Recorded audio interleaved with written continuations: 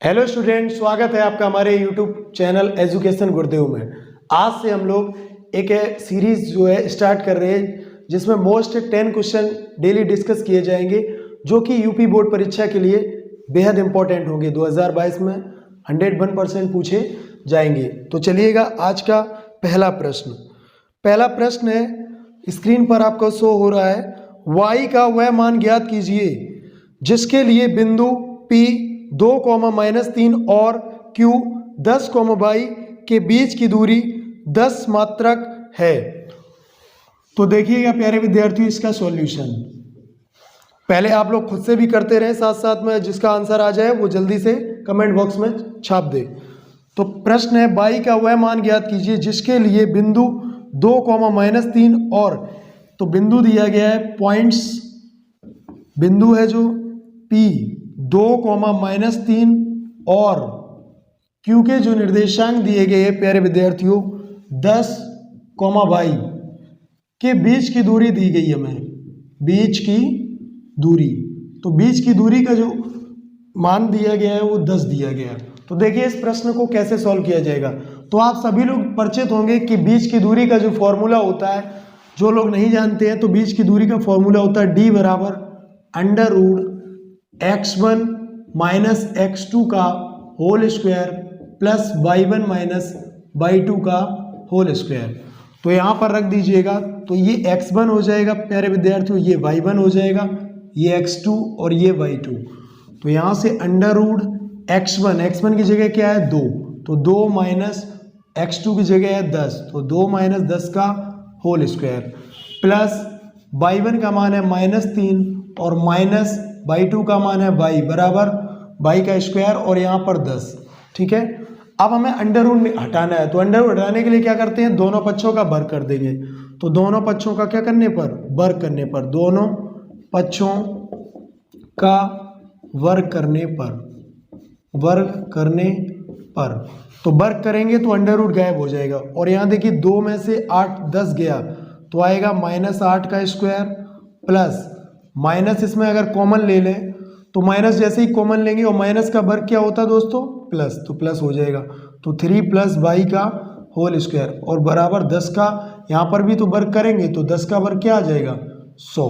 तो -8 का वर्ग 64 और यहाँ पर आ जाएगा +3, यहाँ पर 3 + y का होल स्क्वायर बराबर 100। 3 + y का होल स्क्वायर बराबर 100 और ये 64 उधर जाएगा तो -64, तो 64 घट जाएगा तो कितना आ जाएगा 36। तो 3 + y का होल स्क्वायर, 3 + y का, जब भी स्क्वायर हटता तो क्या लग जाएगा उधर अंडर रूट। ठीक है, अंडर रूट, तो 3 + y बराबर अंडर रूट 36 का वर्गमूल, वैसे आएगा प्लस माइनस कितना 6। तो एक बार जब प्लस साइन लेंगे, प्लस लेने पर, तो प्लस चिन्ह जब लेंगे तो क्या हो जाएगा, प्लस चिन्ह ले लो, तो y बराबर +6 लिया और ये 3 उधर गया तो -3, तो y बराबर कितना आ गया 3, एक तो 3 आ गया। और दूसरा तो माइनस चिन्ह लेने पर, तो ले लो 3 + y बराबर यहाँ से -6, तो -6, तो y बराबर आ गया -6 और ये उधर गया तो -3, तो y बराबर -9। तो इस तरीके से वही इस क्वेश्चन में कहा गया था कि y का मान ज्ञात कीजिए।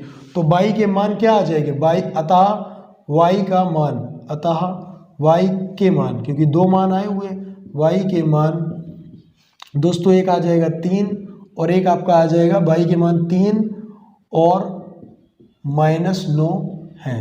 इस तरीके से ये क्वेश्चन आपका कंप्लीट हो गया। इसको नोट कर लीजिएगा या फिर स्क्रीनशॉट ले लीजिए, बाद में नोट कर लेना। ठीक है, तो ये आपका निर्देशांक ज्यामिति का क्वेश्चन था जो कि बहुत ही पूछा जाता परीक्षा में, मोस्ट इंपॉर्टेंट क्वेश्चन रहेगा दोस्तों। तो अगला प्रश्न देखिएगा, अगला प्रश्न क्वेश्चन नंबर 2 स्क्रीन पर शो होने लगा है। आप लोग क्वेश्चन को पढ़िए और सॉल्व करना स्टार्ट कर दीजिएगा।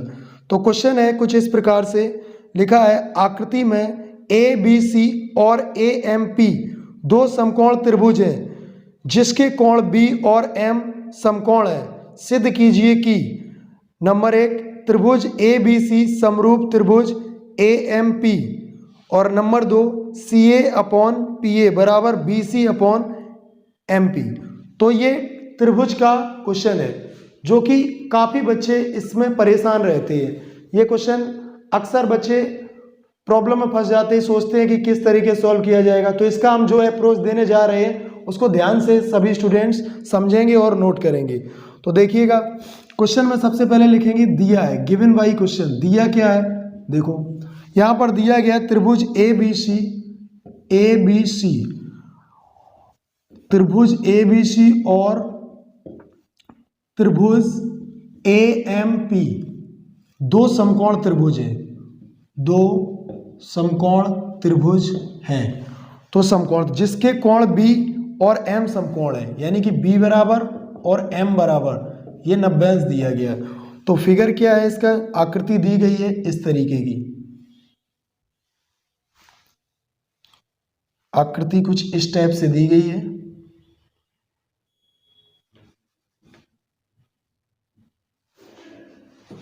ए P M C and B, और ये आपका दिया गया 90 अंश का, और बी भी 90 अंश का दिया गया। इस तरीके से दिया गया।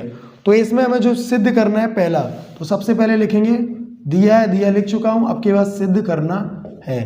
तो ये क्या है, सिद्ध इसमें करना है मुझे त्रिभुज ए बी सी समरूप त्रिभुज ए एम पी।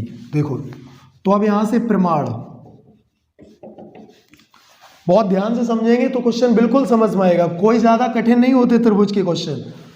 त्रिभुज ए बी सी जो हमें सिद्ध करना है वही क्वेश्चन को उसको ही नोट कर दीजिए। त्रिभुज ए बी सी और ए एम पी में, तो देखो यहां पर ए बी सी कहीं दिखाई दे रहा है, ए बी सी और A M P, A M P.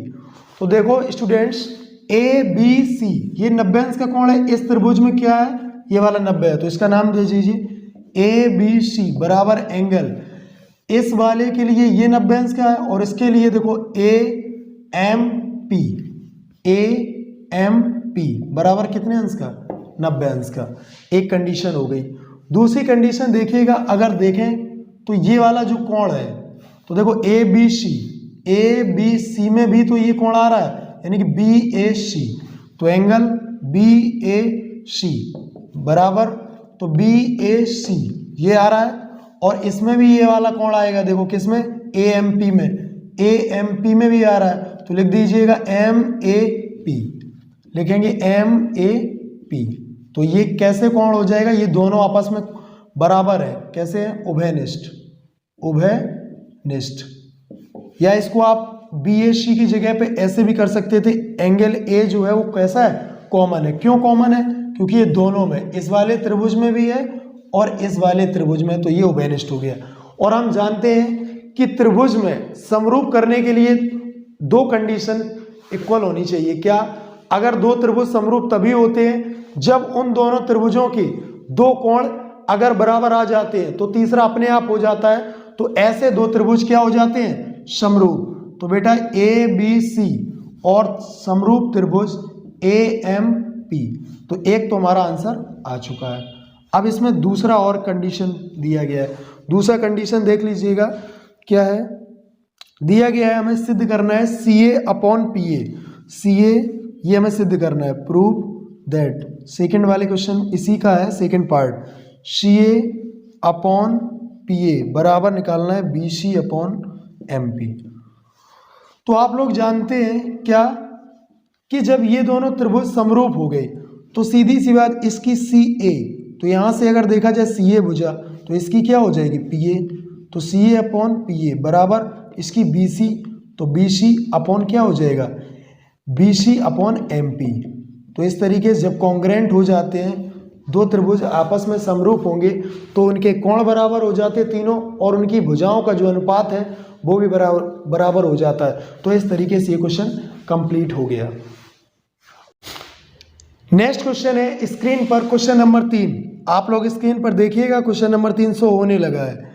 यदि एंगल ए और एंगल बी दो न्यून कोण है, यदि कोण ए और कोण बी दो न्यून कोण है, जहां कॉस ए बराबर कॉस बी हो, तो दिखाइए यानी कि सिद्ध कीजिए कि कोण ए का जो मान है वो बी के बराबर है।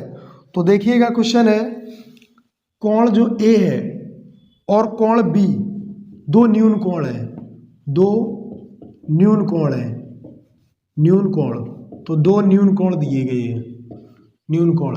तो हमने एक त्रिभुज लिया, तो एक त्रिभुज हमने बना लिया, ये ट्रायंगल समकोण त्रिभुज जिसे राइट एंगल कहते हैं, और ए और बी दो न्यून कोण है, तो इसे यहाँ पर बी तो रख नहीं सकते, ए यहाँ रख दो, बी यहाँ और सी यहाँ। क्यों नहीं रख सकते यहाँ पर ए और बी? क्योंकि 90 अंश जो होता है वो समकोण हो जाएगा, तो इसलिए ए और बी की जगह आप बी को यहाँ भी रख सकते हो और ए को वहाँ पर रख दो। तो हमने ए और बी दो न्यून कोण ले लिए। अब देखो आगे की प्रश्न यहाँ पर कैसे किया जाएगा। एक बात हमें दी गई है, कॉस ए बराबर कॉस बी, और हमसे ये सिद्ध करने के लिए बोला गया है, सिद्ध क्या करना है, प्रूव दैट एंगल ए बराबर एंगल बी, हमें ये सिद्ध करना है कोण ए का मान जो है बी के बराबर है। तो देखो स्टूडेंट्स, कोण ए और कोण बी न्यून कोण है। कॉस ए क्या होता है, आपने पढ़ा होगा ट्रिग्नोमेट्री में लाल बटे कका, तो उसमें क्या होता है, कॉस ए होता है आधार बटे कर्ण। कॉस ए क्या होता है आपको पता होना चाहिए, कॉस जो थीटा होता है वो आधार बटे कर्ण होता है, तो इसी के हिसाब से चलेंगे। और ये भी आप लोग जानते होंगे, अगर नहीं जानते तो जान लीजिएगा कि कोण के सामने की भुजा हमेशा लंब होती है, और 90 अंश के सामने की भुजा उसे हम कर्ण कहते हैं। तो यहाँ कॉस ए जो है, कॉस ए आधार बटे कर्ण, तो ए के सामने ये है देखो एंगल ए, इसके सामने ये भुजा है BC, ये हो जाएगा लंब, और AC आधार, और कर्ण बदलता नहीं है। तो ए के सामने ये BC क्या हो गई, लंब। तो हमारा होता लंब ये हो गया, तो आधार ये, और होता क्या, आधार बटे कर्ण। तो आधार हो गया AC बटे कर्ण, कर्ण हो गया क्या, AB, तो ये भी आ गया। अब कॉस बी, हमने पहले ही बोल दिया कि कोण के सामने की भुजा लंब होती है, तो इसके लिए अगर देखा जाए बी के लिए ये लंब हो जाएगा, तो फिर ये आधार हो गया। तो आधार क्या हो गया स्टूडेंट्स, BC, और आधार बटे कर्ण, कर्ण क्या हो गया, AB। तो यहाँ AB से AB क्या हो गया, कैंसिल आउट, तो AC बराबर हमारा आ गया BC। तो AC बराबर जब BC है तो AC के सामने देखो, AC के सामने कौन सा कोण है, B, तो एंगल B, और BC के सामने कौन सा कोण है, एंगल A, तो एंगल A। क्योंकि आप जानते हो एक ही त्रिभुज में बराबर भुजाओं के सम्मुख कोण बराबर होते हैं, चूंकि त्रिभुज की बराबर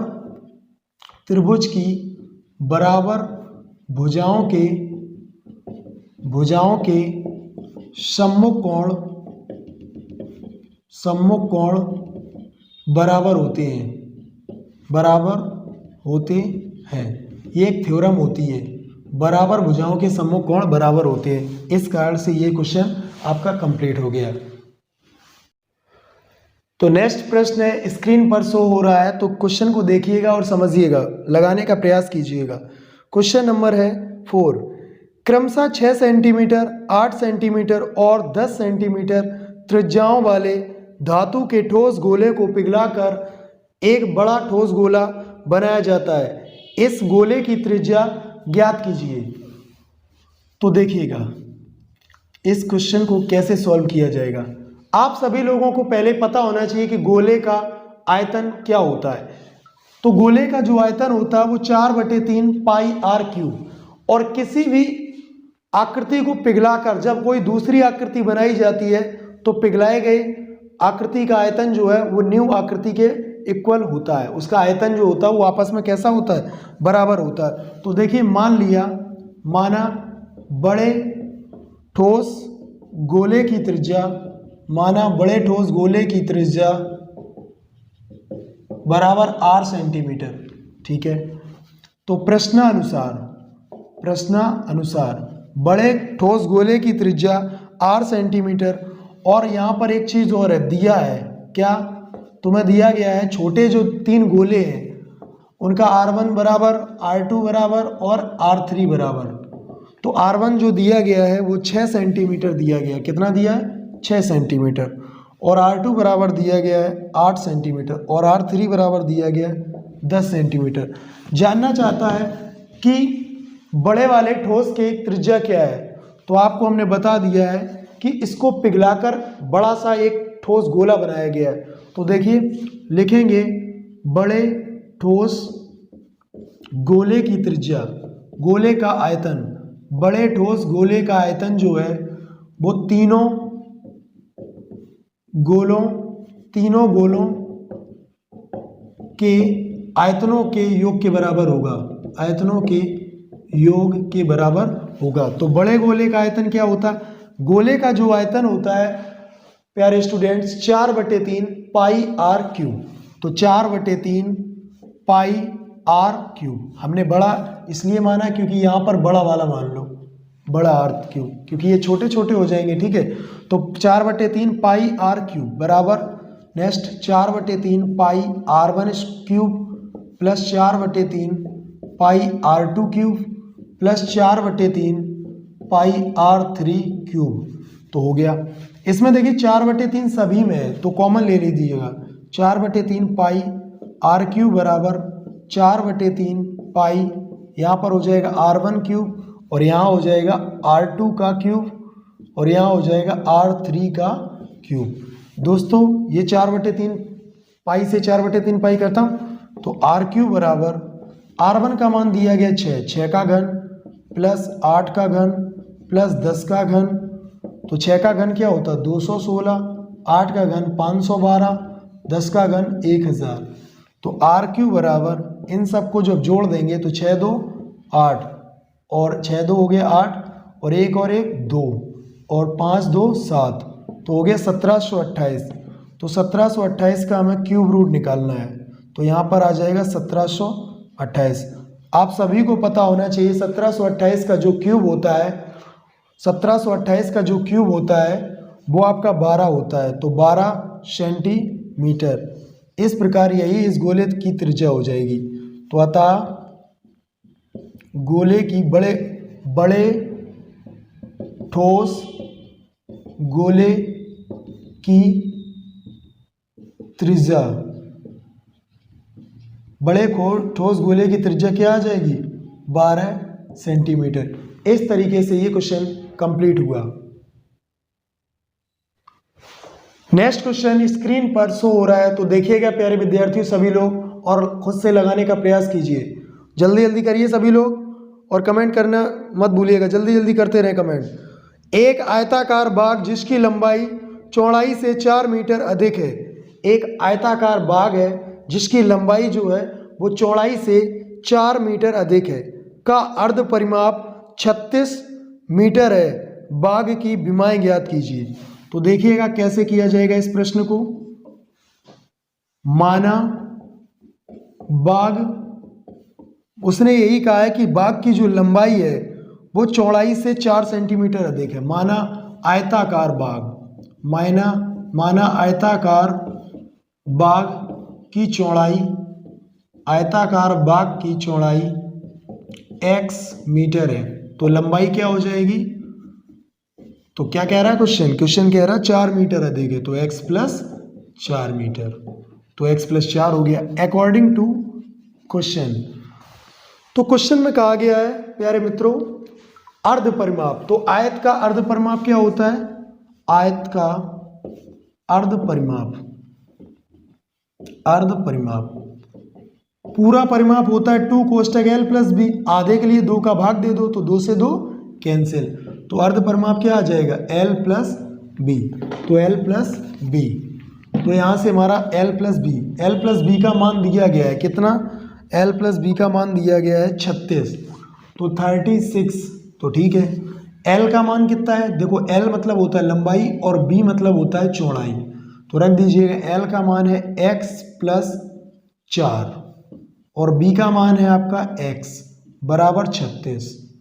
तो x में जब x जोड़ देंगे तो क्या हो जाएगा 2x बराबर 36, ये 4 उधर जाएगा तो काय का हो जाएगा माइनस का, तो 2x बराबर 36 में से 4 गई 32, 2 से काटा 16 दूनी 32, तो x बराबर क्या आ गया 16। अतः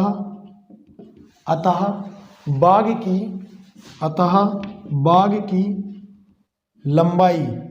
लंबाई क्या आ जाएगी x प्लस 4, तो 16 प्लस 4 तो आ जाएगा 20 मीटर, और चौड़ाई क्या आ जाएगी, चौड़ाई x मानी थी तो x यानी कि 16 मीटर। इस तरीके से ये क्वेश्चन कंप्लीट हो गया और इसकी स्क्रीनशॉट ले लीजिए आप। नेक्स्ट क्वेश्चन स्क्रीन पर शो हो रहा है, तो देखिएगा स्क्रीन पर और समझिएगा प्रश्न को, क्या कह रहा है प्रश्न। तो प्रश्न है कुछ इस तरीके का, 6 सेंटीमीटर त्रिज्या वाले एक वृत्त के एक त्रिज्यखंड का क्षेत्रफल ज्ञात कीजिए जिसका कोण 60 अंश है। तो त्रिज्यखंड का क्षेत्रफल पूछा गया है। तो 6 सेंटीमीटर त्रिज्या है, क्या दिया गया है, 6 सेंटीमीटर त्रिज्या। तो r का मान दिया गया है 6 सेंटीमीटर। तो r का मान दिया गया है 6 सेंटीमीटर और जिसका कोण थीटा बराबर दिया गया हमें 60 अंश। पूछा क्या है, त्रिज्यखंड का क्षेत्रफल। तो त्रिज्यखंड का क्षेत्रफल ये पूछा गया है। तो देखो कैसे किया जाएगा इस प्रश्न को। r बराबर दिया गया है 6 सेंटीमीटर और थीटा का मान दिया 60, त्रिज्यखंड का क्षेत्रफल। तो त्रिज्यखंड का अगर क्षेत्रफल आपको पता है तो कमेंट बॉक्स में छाप दीजिएगा। त्रिज्यखंड का जो क्षेत्रफल होता है थीटा बटे 360 और पाई r स्क्वायर। थीटा बटे 360 पाई r स्क्वायर त्रिज्यखंड का क्षेत्रफल होता है। तो थीटा का मान है 60 अंश और बटे 360 अंश। पाई का मान क्या होता है 22 बटे 7 और r का मान दिया गया है 6। तो 6 कितनी बार है, 2 बार, क्योंकि r स्क्वायर हो जाएगा। तो 1 0 से 1 0 खत्म, 6 एकम 6, 6 छिक्का 36 और ये 6 से ये 6 खत्म। तो 22 छिक्का 132 बटे 7 सेंटीमीटर स्क्वायर। यही इस प्रश्न का आंसर है। कितने लोगों का सही है वो कमेंट बॉक्स में छाप दीजिएगा। पर दोस्तों नेक्स्ट प्रश्न शो हो रहा है, जल्दी से ट्राई कीजिएगा, क्वेश्चन करने का प्रयास करिए सभी स्टूडेंट्स। लिखा है निम्नलिखित का मान निकालिए। क्वेश्चन है साइन 18 अंश बटे कॉस 72 अंश। इस प्रश्न को सॉल्व करने का सभी स्टूडेंट्स प्रयास करेंगे और क्वेश्चन का आंसर जल्दी से कमेंट बॉक्स में छाप दीजिएगा। क्वेश्चन 1 मार्क्स का आता है जो कि वेरी इंपॉर्टेंट है परीक्षा की दृष्टि से। जल्दी जल्दी सभी लोग प्रयास कीजिएगा। तो क्वेश्चन है साइन 18 अंश बटे कॉस 72। तो हमने लिखा क्वेश्चन साइन 18 अंश बटे कॉस 72 को मैंने चेंज किया, कैसे, यहाँ पर लिख दिया कॉस 90 अंश माइनस, देखो कॉस 90 में से अगर हम 18 घटा दें तो 72 ही लिखा है, क्योंकि 90 में से 18 जाएगा तो 72 ही आएगा, कोई प्रॉब्लम नहीं होगी। ऐसा मैंने क्यों किया है, क्योंकि मेरा एक फॉर्मूला होता है कॉस 90 अंश माइनस थीटा बराबर साइन थीटा, तो जिससे हम चेंज कर देंगे। तो साइन 18 अंश बटे कॉस 90 माइनस थीटा क्या हो जाएगा, साइन थीटा। तो साइन और थीटा का मान कितना है 18 अंश। तो यहाँ साइन 18 से साइन 18 अंश कट गया, तो ऑप्शन इसका क्या हो जाएगा, आंसर आ जाएगा 1। अगर ऑप्शन दिए होते 1 तो सी ऑप्शन पर क्लिक कर देते। इस तरीके से ये क्वेश्चन आपका कंप्लीट हुआ। ठीक है प्यारे स्टूडेंट्स, अगला क्वेश्चन स्क्रीन पर शो होने लगा है, तो खुद से ट्राई कीजिएगा। तो 2 क्रमागत धनात्मक पूर्णांक ज्ञात कीजिए। 2 क्रमागत धनात्मक पूर्णांक ज्ञात कीजिए जिनके वर्गों का योग 365 है। तो क्वेश्चन कुछ इस तरीके से दिया गया है, 2 क्रमागत धनात्मक पूर्णांक ज्ञात कीजिए जिनके वर्गों का योग 365 है। तो क्रमागत का मतलब क्या होता है, क्रम से जो दिए जाए। तो माना 2 क्रमागत धनात्मक पूर्णांक x और x प्लस 2 है, क्योंकि क्रम से है तो x और x प्लस 1 मानो, क्योंकि अगर पहली संख्या अगर 7 है तो उसके बाद वाली क्या आएगी 8, तो 7 में 1 ही तो जोड़ेंगे, तो ये हो गया अकॉर्डिंग टू क्वेश्चन। फिर कहा गया जिनके वर्गों का योग 365 है। तो जिनके वर्गों का योग क्या दिया गया 365।